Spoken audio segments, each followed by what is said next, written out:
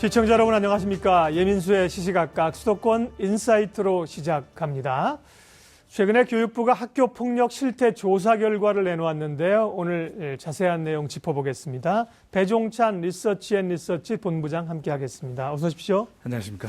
네. 학교폭력이 사라져야 될 텐데 여전하죠. 예, 먼저 교육부가 내놓은 조사 결과부터 보겠습니다.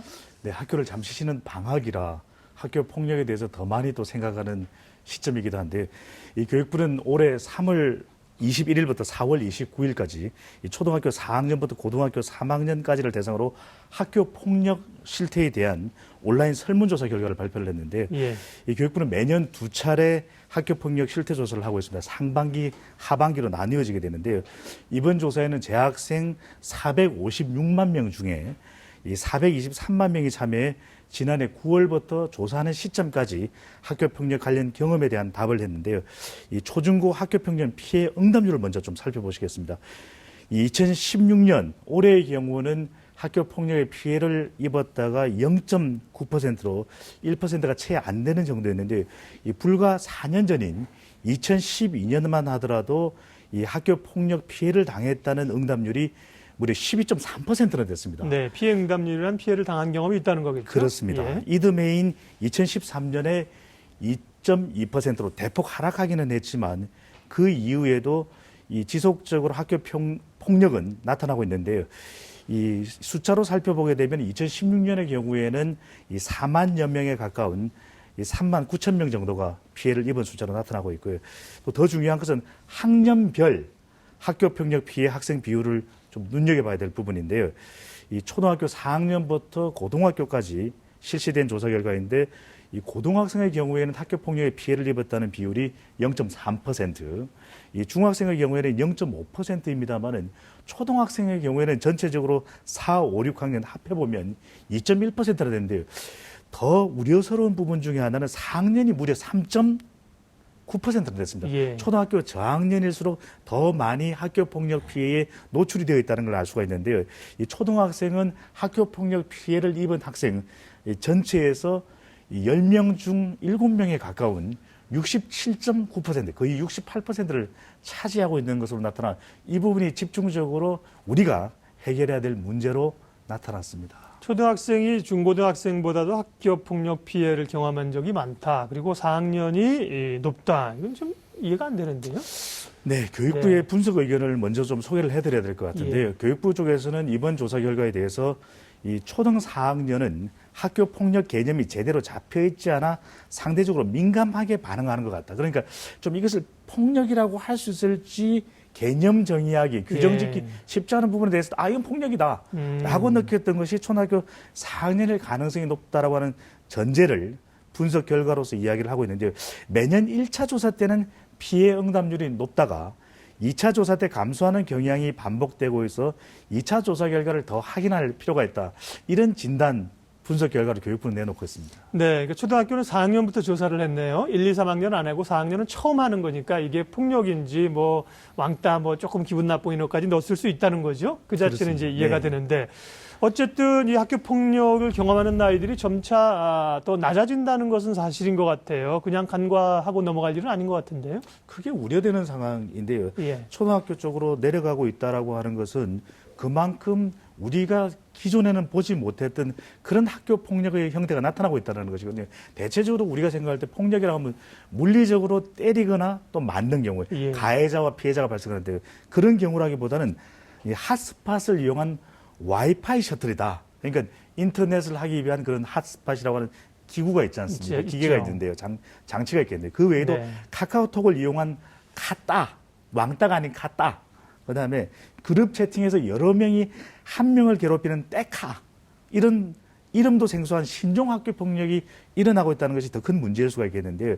이 학교 폭력이 점점 대상 연령이 어려지고 있고, 단순한 신체적 폭력뿐만 아니라 신종 폭력에는 사이버 폭력, 이 성폭력에 이르까지 그 폭력이 더 다양화되고 있다는 것이 우리가 크게 주의를 기울여야 될 부분으로 보여집니다. 네, 핫스팟을 잘 안 해보셨군요, 본부장님. 제가 데이터를 키면 본부장님은 무료로 와이파이를 쓸 수 있는 거거든요. 그렇습니다. 그러니까 네. 이제 데이터를 어떻게 보면 뺏어 쓰는 거죠. 맞습니다. 그런 네. 폭력들. 네. 지금 말씀하신 학교 폭력이 이 물리적인 폭력뿐만이 아닌데요. 그 설문조사 결과를 보면 유형별로 좀 어떻게 나왔는지 봐주세요. 네, 조금 전에도 뭐 새로 생겨난 그런 신종 폭력에 대해서도 말씀 주셨습니다만 학교 폭력의 피해 방식을 좀 구체적으로 살펴보게 되면은 예. 우리가 흔히들 생각하기에는 물리적으로 무력을 가하는 것을 생각할 수 있겠습니다만 더 많은 비율로는 이 전체의 34%는 언어 폭력, 네. 말로서 하게 되는 그런 폭력이었고요. 그다음 18%는 집단 따돌림, 한 사람을 골려주는 그런 형태가 될 것이고요. 그다음으로는 12%, 우리가 흔히들 이야기하는 폭력이라고 할 수 있는 신체 폭행, 그다음은 11%는 스토킹도 있었습니다. 예. 집요하게 따라가는, 우리가 연예인들의 경우에 스토킹 이야기를 하게 되는데 그 외에도 앞서 말씀드렸듯이 이것도 포함이 될 수 있을 텐데 사이버상에서 괴롭히는 이런 단체 카톡방 내에서 이렇게 한 사람을 집중적으로 또 괴롭히는 그런 현상도 나타나고 있습니다. 네. 스마트폰이 광범위하게 보급되다 보니까 그런 것들이 문제가 커집니다. 그러면 학교 폭력이 주로 발생하는 장소는 어디일까요? 그에 따른 그걸 조사하는 결과도 있죠. 네, 학교 폭력 발생 장소였는데 네. 학교 폭력이라고 해서 우리가 학교만을 생각할 수가 있는데 학교의 또 연장선상에서 학교 외의 지역에서도 발생을 하고 있습니다. 네. 학교 안의 경우가 대부분이긴 합니다. 72%였고요. 그런데 우리가 학교 폭력이라고 해서 학교 안만 아니라는 것을 좀 정말 눈여겨 새겨두실 필요가 있을 것 같은데 학교 밖의 경우에도 예. 발생하는 한 10번 중에 3번 정도인 28%나 됐습니다. 바로 이 점을 우리가 꼭 좀 눈여겨볼 필요가 있을 것 같고요. 또 학교 안의 경우에는 어떤 장소에서 발생을 하고 있는지 소개를 해드리게 되면 이 절반 가까이 교실 안에서 발생을 하고 있고요. 그 다음 장소가 복도 10.9%였는데 또 운동장의 경우가 6.4%, 화장실 1.7%, 기숙사 0.7%로 나타났습니다. 우리가 여기서 좀 주목을 해보면 흔히들 이런 것이 발생하게 될 경우에 많은 경우에는 우리가 교실 내에서 설마 이런 일이 일어날까라고 생각을 하고 주로 과거에 보면 폭력 같은 경우에 뭐 말죽구리 잔혹사라든지 이런 학교 폭력을 다루었던 영화들이 있거든요. 보면 복도로 따라 나와라든지 다른 선생님들께서 또 지켜볼 수도 있겠지만 화장실로 따라와 이렇게 또 많이들 생각하셨을 수 있겠는데 오히려 어떤 신체적인 이런 폭력뿐만 아니라 언어적인 폭력을 더 많은 경우에는 교실 안에서 발생하고 있다는 것을 네. 좀 주목을 하실 필요가 있습니다. 그래서 일종의 사각지대에서 이런 폭력이 발생하고 있는 것이고요. 학교 밖 장소도 또 소개를 해드리겠습니다. 주로 학원 이런 데인가요? 학교 밖은? 네. 네, 저도 학원이 아닐까라고 생각했는데 학원 네. 말고 저희들이 좀 눈여겨볼 부분들이 네. 이건 사실상 가상의 공간입니다. 사이버 공간. 많이들 이렇게 이 예. 문자를 주고받는다든지 또는 카톡을 하는 경우들인데 5.5%이고요. 놀이터 골목이 5.5%. 당연히 놀이터니까 안심하고 자기들끼리 재미있게 놀겠지 생각할 텐데 또 학원 주변이 4%로 나타났습니다. 집의 경우가 또 2%, 심지어는 또 집에서도 발생하는 거예요. 이 PC방, 노래방의 경우에도 아주 적은 비율이지만 나타나는 것으로 이 조사 결과 알 수 있었습니다. 네. 그러게요. 광범위합니다. 학교 폭력이. 사실 뭐 언어 폭력, 따돌림, 뭐 사이버상의 따돌림 이런 것들은 뭐 학생들만 아니라 뭐 직장인들도 사실은 그런 경험 많이 하고 있을 수 있을 것 같아요. 맞습니다. 생각해보니까. 말씀 주신 네. 대로 저도 이 결과를 분석하면서 예. 또 우리 교수님께서 말씀 주셔서 더 잘 알게 된 내용 중에 하나가 사실상 그거는 일종의 어떤 재산이거든요. 어떻게 보면은 이 금전적 가치가 있는 그런 어떤 데이터 용량을 다른 친구의 것을 갖다가 뺏어다 쓴다라든지 네. 이런 것들은 사실 있어서는 안 되는 일인데 횡행하고 있다는 것 자체가 이번 우리 폭력 조사 결과 너무 다양해지고 있다는 점에 예. 좀 주목을 할 필요가 있어 보입니다. 맞습니다. 네. 학교 폭력 신고 전화는 117로 기억을 하고 있는데요. 117 번호에 그러면 관련해서 상담 혹은 신고 건수가 얼마나 들어오고 있나요? 네, 117 꼭 번호를 좀 네. 기억을 해 두셔야 될 것 같은데요. 학교 폭력 신고 및 상담 전화입니다. 예. 상담도 곧 놓치지 말으셔야 될 부분인데요.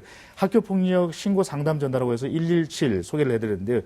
이 교육부와 경찰청, 이 여성가족부가 통합해서 운영을 하고 있는데 지난 6월 기준으로 보면은 약 200여 건에 가까운 178건의 이 상담 전화가 있었는데요. 이 방학 중에는 또 감소를 하게 됩니다. 이런 상담 전화들이요. 또 이 좀 뜸해지다가 신학기가 되는 10월의 경우에 또 증가하는 양상들을 그렇게 보여주고 있는데요. 학기 중에는 하루 평균입니다. 약 230건 정도의 신고 상담 전화가 이 117 전화번호로 걸려오게 되고요. 이런 것을 알 수가 있는데 여기서 주목할 점은 방학이라고 하는 학기가 좀 쉬는 이 시점에 오히려 아이가 학교 폭력에 더 노출되지 않았나 이런 대화를 통해서 보다 더 좀 점검해 주실 필요도 있을 것 같고요. 예. 단순히 신고뿐만 아니라 어떻게 하면 우리 아이를 학교 폭력으로부터 가해자가 되는 것, 심지어 피해자가 있다는 건 가해자가 있다는 것이거든요. 이런 데 대해서 충분한 해결 방법을 또 얻어가실 수 있는 곳이 117 상담 전화이기도 합니다. 그래서 신고뿐만 아니라 상담의 효과가 있다는 것도 충분히 고려하셔서 적극적으로 좀 활용을 하시면 좋을 것 같습니다. 네. 학교 폭력의 건수는 줄고 있지만 연령이 낮아지고 있다. 양상이 다양화되고 있다. 이런 게 네. 특징 아니겠습니까? 여기에 대해서 교육부는 어떤 입장입니까? 네, 이준식 사회부총리 겸 교육부 장관이 이 학교 폭력의 심각성에 대해서 이야기를 해놓았는데요. 이 학교 폭력이 말씀 주신 대로 저연령화 경향을 보이고 있다. 맞춤형 학교 폭력 예방 대책을 추진하겠다고 이렇게 밝히고 있고요.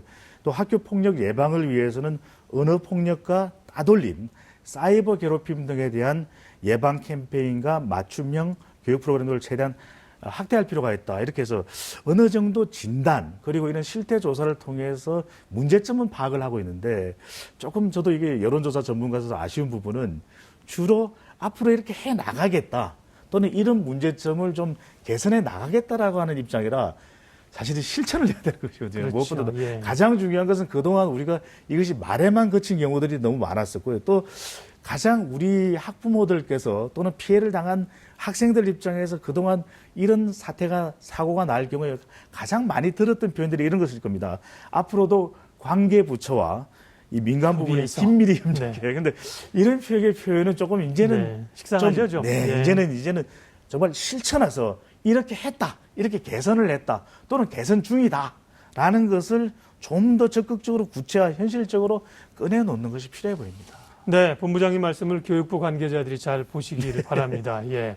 교육부 대책은 그렇고요. 서울시 또 교육청, 서울시 해당 관청인데요. 여기서는 어떤 대책을 세우고 있나요? 네, 교육부 대책하고 좀 비교가 될까요? 네, 서울시 교육청 그리고 서울시에서는 이 학교 폭력 예방 교육 프로그램 무려 73개를, 네. 73개입니다. 83개네요. 83개를 학교에서 진행을 하고 있습니다. 83개 프로그램을 진행을 하고 있는데요.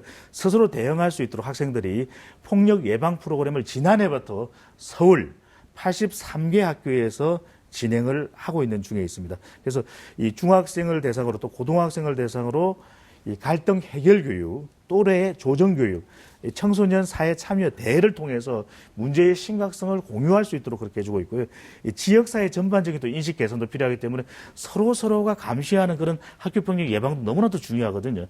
이 체계를 형성하기 위해 프로그램도 만드는데 학생 교사가 함께 만드는 착한 학급 만들기 캠페인 이런 것도 상당히 효과를 거두고 또 상당히 또 긍정적으로 받아들이고 있는데 특히 이 가해 학생과 또 피해 학생이 또 함께 또 고민하고 서로의 문제에 대해서 느낄 수 있도록 이 학업 중단 위기 학생들 그리고 학교 부정 학생들을 대상으로 특화 프로그램도 지금 운영 중에 있거든요. 그래서 중요한 것은 이 프로그램들이 앞으로 잘 진행되는 것도 중요하겠고 앞서 교육부의 대책도 말씀드렸습니다만 이제는 더 이상 어떤 앞으로의 계획보다도 적극적으로 이 학교 폭력이 현재의 문제이기 때문에 예. 실천해서 해결해 나가는 모습을 보여주는 것이 가장 중요할 것으로 보여집니다. 예방교육 중요하고요. 실천이 중요하다고 하셨습니다. 그렇지만 학교 폭력이 사실 학교만의 문제는 아니지 않습니까? 전문가들은 또 그 밖에 우리 사회 또 가정에서 노력해야 되는 건 어떤 거라고 얘기하나요? 그렇습니다. 학교 폭력 절대로 있어서는 안 되고 가해 학생들도 피해 학생들도 가해 학생은 절대 학교 폭력이라는 것은 해서는 안 되는 일이고 피해 학생들은 피해를 당하는 것에 대해서 목소리를 높여줘야만 학교 폭력이 건절될 수 있는 것이거든요. 더 중요한 것은 학교 현장에서 선생님들께서도 눈여겨보고 사각지대를 없애도록 만드는 것도 중요할 테고 또 하나는 또 학부모들께서도 대부분의 경우에는 우리가 서울 서베이 등을 통해 보면 저녁 시간에 우리 자녀분들과 그리고 부모님들 간의 대화가 거의 없습니다. 예. 어떤 문제가 있는지 학교에서 어떤 어려움을 겪고 있는지 부모님들께서 귀를 열고 충분히 우리 아이의 문제를 듣고서 학교와 그리고 선생님들과 함께 문제를 해결하는 것이 필요할 것 같고요. 이런 학교 폭력이 있을 때 방관하는 것이 아니라 내 아이의 문제다, 우리 사회의 문제다라고 생각해서 직접적으로 뛰어들어서 이 용기를 내서 해결하는 그런 우리 지역사회 그리고 우리 국가적인 차원의 노력도 절실히 필요하다고 보여집니다. 교육부가 발표한 학교폭력 실태에 대한 설문조사 내용을 쭉 봤는데요. 그런데 이 실태조사가 좀 매끄럽지 못했다, 파행적으로 이루어졌다, 이런 지적이 있습니다. 이건 뭔가요? 네, 실태조사라는 것은 그 실태를 정확하게 파악을 해야 우리가 문제점에 대해서 해결이 가능한 것인데요. 네. 학교폭력 실태조사 정말 의미 있는 조사입니다. 그럼에도 불구하고 자체적으로 실시되다 보니까 얼마만큼 정확한지 그리고 익명성이 충분히 보장되지 못하다 보니까 진실한 대답보다는 오히려 정답 쪽에 가까운 대답을 할 우려도 네. 분명히 있다라고 하는 것이거든요. 그렇기 때문에 학교폭력 실태조사와 관련해서 여러 가지 의견들이 나온 것을 또 보도된 내용들을 살펴보게 되면 이 서울시의 경우에도 학생들에게 조사에 자율적으로 참여하고 홍보만 해서는 이 학교폭력 실태조사에 대한 참여율을 높일 수가 없기 때문에 네. 참여율이 60%를 넘지 못한다. 그렇기 때문에 서울에 있는 학교 중에는 이 60%를 넘길 수 있도록 뭐 학생 부장님들 또 학교에서 학교폭력 실태조사에 대해서 관리를 하는 지도교사 선생님들 입장에서는 물론 이제 그런 여러 가지 이유는 있으실 테지만 이 조사가 너무나도 중요하기 때문에 사실은 그런 부분에 대해서 충분히 공정성과 객관성이 보장돼야 되는데 참여율을 좀 높여야 된다. 이렇게 조사가 되다 보면은 충분히 이 진실한 내용 또 어떻게 보면 익명성이 보장된 상태에서 정말 당했던 어떤 폭력에 대한 부분을 충분히 소명하지 못할 수도 있는 것이거든요. 그래서 저학년의 경우에는 어떻게 보면은 이런 폭력 실태 조사에 대해서 그동안 경험이 없었기 때문에 이 피해 응답률이 높았던 그런 어떤 진단도 내놓고 있지만 어떻게 보면은 실질적으로 다양한 폭력에 대해서 경험했음에도 불구하고 솔직하게 이야기를 못하는 경우도 있지 않을까라는 생각도 들거든요. 왜냐하면 이런 것들이 집계됐을 때 폭력의 어떤 피해율이 높은 학교의 경우에는 불이익을 당할 수도 있고 조금 이미지가 훼손될 수 있는 부분도 있지 않겠습니까? 그렇지만 더 정확한 문제 해결을 위해서는 이런 학교폭력 실태 조사의 어떤 대표성은 충분히 확보돼야 될 것으로 보여집니다. 예. 학교 폭력을 줄이기 위해서는 설문조사도 정확하고 공정하게 될 필요가 있는데요. 그러면 이 조사의 신뢰성을 높일 수 있는 방안은 어떤 걸까요?